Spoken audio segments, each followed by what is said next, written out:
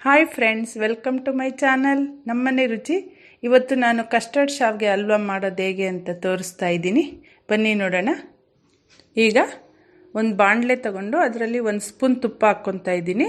ನಿಮಗೆ ಬೇಕಿದ್ದರೆ ಇನ್ನೂ ಸ್ವಲ್ಪ ಜಾಸ್ತಿ ಹಾಕ್ಕೊಬೋದು. ನಾನು ಅದಕ್ಕೆ ದ್ರಾಕ್ಷಿ, ಗೋಡಂಬಿ ಮತ್ತು ಬಾದಾಮಿ ಕಟ್ ಮಾಡಿ ಇಟ್ಕೊಂಡಿದ್ದೀನಿ. ಅದನ್ನು ಹಾಕ್ಕೊಂಡು ಚೆನ್ನಾಗಿ ಕೆಂಪಗೆ ಹುರ್ಕೊಬೇಕು.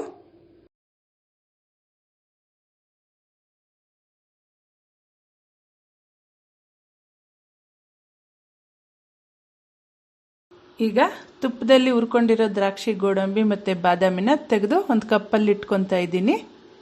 ಅದೇ ತುಪ್ಪದ ಬಾಣಲಿನಲ್ಲಿ ನಾನು ಶಾವಿಗೆನ ಕೆಂಪಿಗೆ ಹುರ್ಕೊತಾ ಇದ್ದೀನಿ. ನೀವು ಬೇಕಿದ್ರೆ ರೆಡಿಮೇಡ್ ಶಾವಿಗೆನೇ ಸಿಗುತ್ತೆ ಹುರಿದಿರೋದು, ಅದನ್ನು ಬೇಕಾದರೆ ತೊಗೊಬೋದು.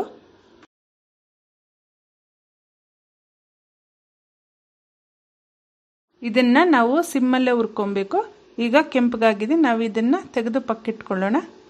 ಈಗ ನಾನು ಒಂದು ಪಾತ್ರೆ ತಗೊಂಡು ಅದಕ್ಕೆ ಅರ್ಧ ಲೀಟ್ರ್ ಹಾಲು ಹಾಕ್ಕೊಂಡು ಒಂದು ಸ್ವಲ್ಪ ನೀರು ಹಾಕ್ಕೊಂಡು ಕಾಯಿಸ್ಕೊತಾ ಇದ್ದೀನಿ. ನೀವು ಬೇಕಿದ್ದರೆ ಬರೀ ಹಾಲಲ್ಲೇ ಮಾಡ್ಬೋದು.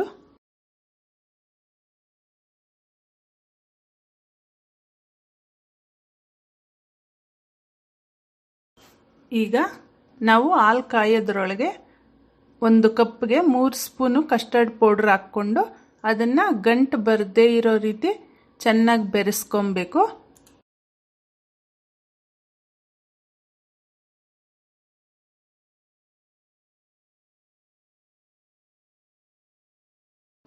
ಈಗ ಹಾಲು ಕುದೀತಾ ಇದೆ. ನಾವು ಶಾವಿಗೆನ ಹಾಕ್ಕೊಂಡು ಬೇಯಿಸೋಣ. ಮೊದಲೇ ಸಕ್ಕರೆ ಹಾಕೋದು ಬೇಡ, ಯಾಕೆಂದರೆ ಒಬ್ಬೊಬ್ರು ಬೇಗನೆ ಸಕ್ಕರೆ ಹಾಕ್ತಾರೆ, ಅದು ಶಾವಿಗೆ ಸರಿಯಾಗಿ ಬೇಯಲ್ಲ. ಹಾಗಾಗಿ ನಾನು ಸಕ್ಕರೆನ ಆಮೇಲೆ ಒಂದು ಅರ್ಧ ಶಾವಿಗೆ ಬೆಂದಮೇಲೆ ಹಾಕ್ಕೊತೀನಿ. ಈಗ ಶಾವಿಗೆನ ಹಾಕಿದ ತಕ್ಷಣ ನಾವು ಅದು ಉಂಡೆ ಕಟ್ಟಿಬಿಡುತ್ತೆ ಹಾಲಲ್ಲಿ. ನಾವು ನಿಧಾನಕ್ಕೆ ಅದನ್ನು ಮಿಕ್ಸ್ ಮಾಡಬೇಕು.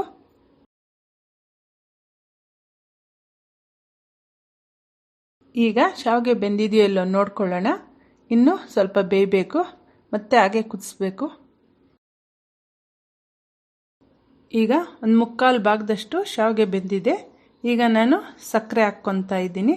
ನಾನು 1 ಕಪ್ಪು ಶಾವಿಗೆಗೆ 1 ಕಪ್ಪು ಸಕ್ಕರೆ ತಗೊಂಡಿದ್ದೀನಿ. ನಾನು ಸ್ವಲ್ಪ ಸ್ವೀಟ್ ಜಾಸ್ತಿ ಹಾಕಿದ್ದೀನಿ. ನಿಮಗೆ ಸ್ವೀಟ್ ಕಡಿಮೆ ಬೇಕಂದರೆ ಸಕ್ಕರೆ ಸ್ವಲ್ಪ ಕಡಿಮೆ ಹಾಕ್ಕೊಳ್ಳಿ.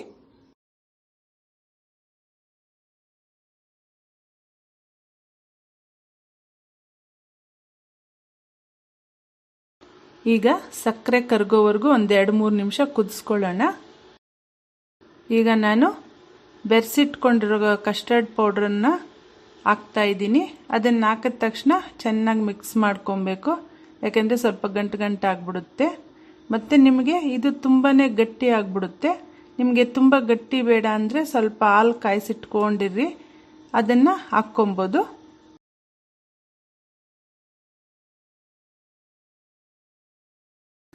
ನಾವು ಕಸ್ಟರ್ಡ್ ಪೌಡರ್ ಹಾಕಿದ್ಮೇಲೆ ಒಂದು 3 ನಿಮಿಷ ಕುದಿಸ್ಕೊಳ್ಳೋಣ. ಆಮೇಲೆ ನಾವು ಏಲಕ್ಕಿ ಪುಡಿನ ಕುಟ್ಟಿಟ್ಕೊಂಡಿದ್ದೀವಿ, ಅದನ್ನು ಹಾಕ್ತಾಯಿದ್ದೀನಿ. ಈಗ ಕಸ್ಟರ್ಡ್ ಶಾವಿಗೆ ಹಲ್ವಾ ಆಗಿದೆ. ನಾನು ಹುರಿದಿಟ್ಕೊಂಡಿರೋ ದ್ರಾಕ್ಷಿ, ಗೋಡಂಬಿನ ಇದಕ್ಕೆ ಹಾಕ್ತಾಯಿದ್ದೀನಿ.